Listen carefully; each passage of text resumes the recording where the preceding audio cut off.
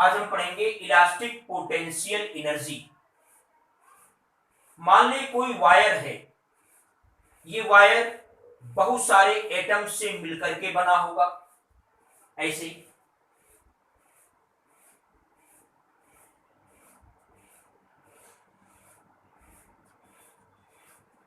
इन atoms के बीच एक force लगता है। उस फोर्स को क्या कहते हैं? Inter atomic force. तो जब हम वायर को स्ट्रेच करते हैं, खींचते हैं, तो इन एटम्स के बीच जो एक फोर्स लगता है, अट्रैक्शन फोर्स, वो इसका अपोज करते हैं। तो इन फोर्स के अपोज करने के बावजूद भी हम जब इसको स्ट्रेच करेंगे, तो स्ट्रेच करने में जो भी वर्क करना पड़ेगा, वो वर्क इस वायर में पोटेंशियल एनर्जी के रूप में स्टोर हो जाता है, जिसको हम कहते हैं उस वायर की इलास्टिक पोटेंशियल एनर्जी।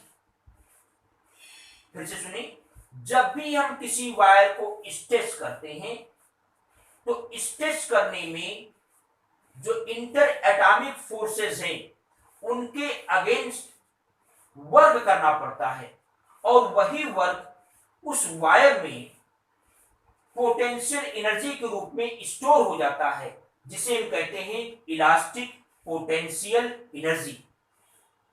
हमें इसकी वैल्यू ज्ञात करनी है।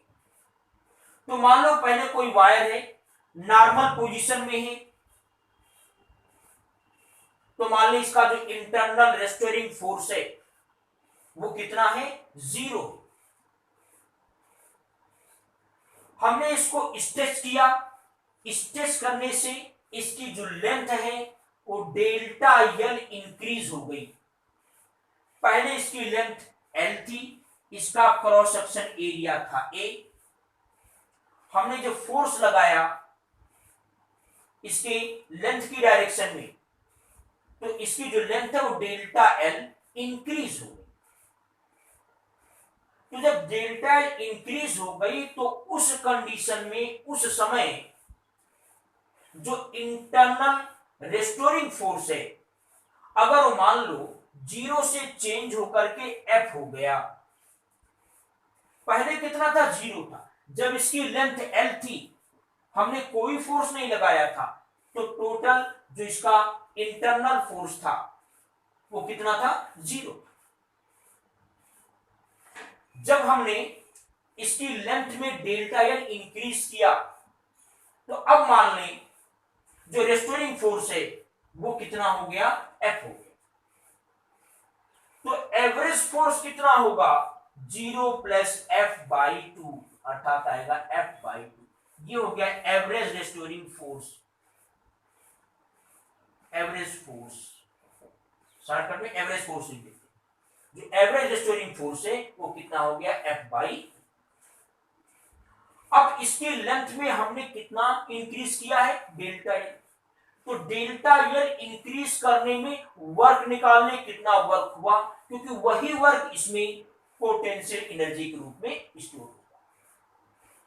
तो इसकी लेंथ में डेल्टा एल चेंज करने के लिए जो आपने वर्क किया W, वो वर्क हो जाएगा एवरेज फोर्स इंटू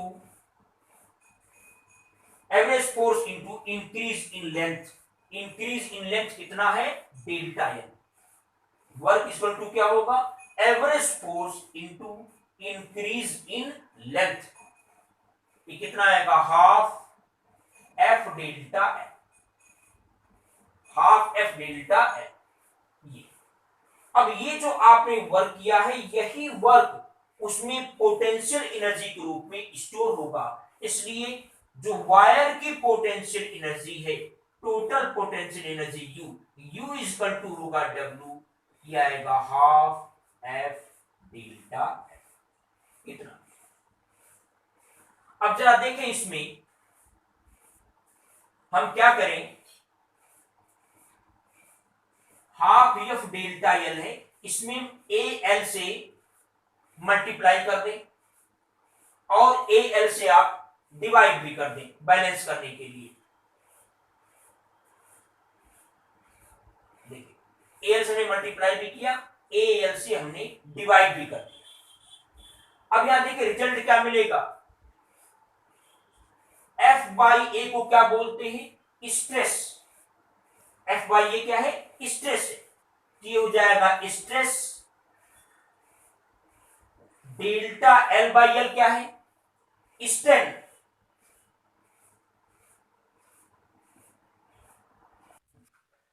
इनटू क्या होगा, वॉल्यूम। ये हो गया कैपिटल यू। कैपिटल यू का मतलब है इस पूरे वायर के अंदर स्टोर होने वाली इलास्टिक पोटेंशियल एनर्जी।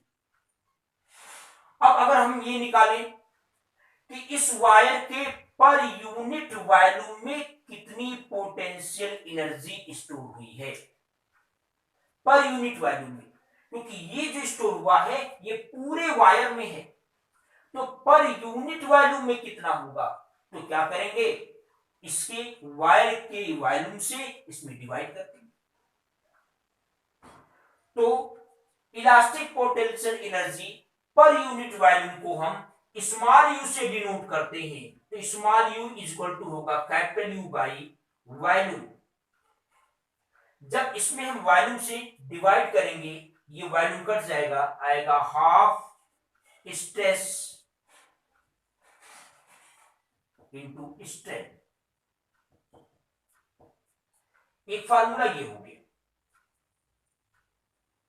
एक और देखें, अगर मान लें वायर जिस मटेरियल का बना हुआ है उसका यंग मॉडुलस अगर y है, तो हमने पढ़ा है y is equal to stress by strain. तो स्ट्रेस बराबर क्या हो सकता है, y इंटू स्ट्रेन, यानी जहां पर स्ट्रेस है वहां लिख सकते हैं y इंटू स्ट्रेन।